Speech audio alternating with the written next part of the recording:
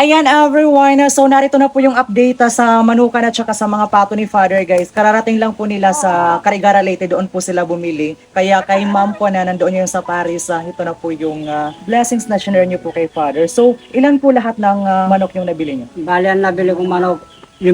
5, tapos magkano? Ang halaga 2,000. Kinilo di ba siya? Oo, kinilo yan.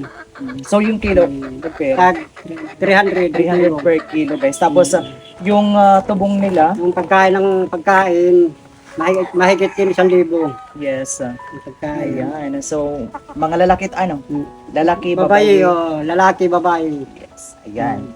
So by the way guys, hindi na lang po muna sila bumili ng net kasi sobrang mahal. Mahalang net, 8,000. 8,000 daw po yung net, kaya maghanap lang tayo online tapos kung ano na lang po yung alternatibong pwedeng gamitin para doon sa bakod. Pambakod, di ba? Yes! Ngayon naman guys, ito naman po yung mga pato ni Father. So, isa yung lalaki tapos 4 na babae.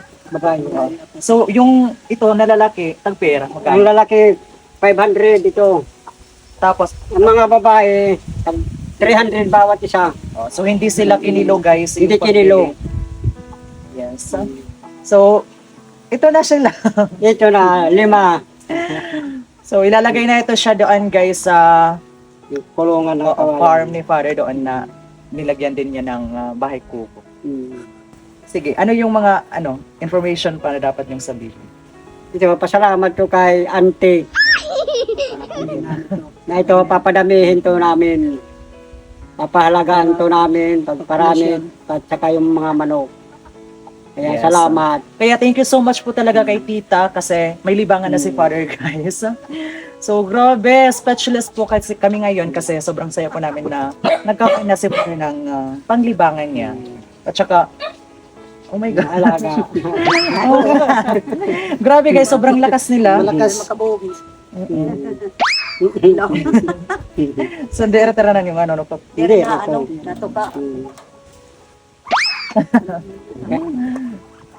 Ayan everyone, so pansamantala na dito na lang po muna yung mga manok ni Father guys kasi 'di ba inaayos pa yung kubo doon sa farm niya, tapos sa likod naman is dito lang po muna yung mga pato niya, or later on baka i-transfer po siya dito kasi may mga kwarto-kwarto naman po yung kulungan na ito guys. So, grabe!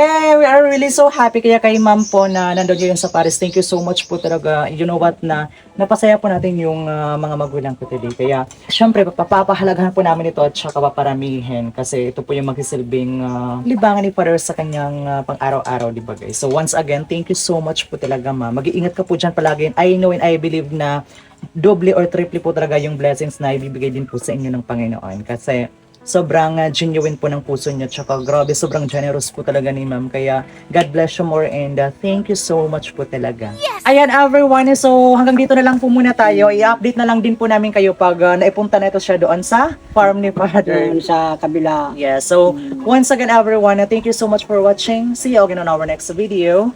Bye-bye. Mwah.